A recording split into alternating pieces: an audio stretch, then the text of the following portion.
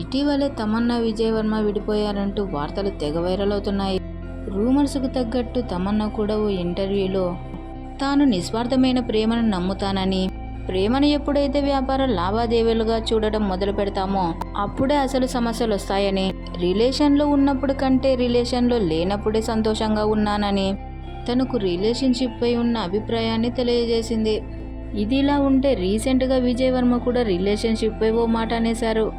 Relationship అనేది ice cream లాంటిది, వెంటనే ఆస్వాదించాలి. అలా చేసినప్పుడే నువ్వు సంతోషంగా ఉండగలవు. జీవితంలో కోపం, చిరాకు, బాధ, సంతోషం ఇలా ప్రతి విషయాన్ని స్వీకరిస్తూ ముందుకు సాగాలి అని చెప్పుకొచ్చారు విజయ్ వర్మ. రిలేషన్షిప్ గురించి ఎవరికి వారు వారి అభిప్రాయాలను తెలియజేశారు. త్వరలో పెళ్లిపీటలెక్కబోతున్నారు అనుకుంటున్న తరుణంలో ఇలా ఎవరికి వారు వారి అభిప్రాయాలను తెలియజేసి వారిద్దరి బ్రేకప్ పై వస్తున్న వార్తలు నిజమేనంటూ ఫ్యాన్స్ కామెంట్స్ పెడుతున్నారు.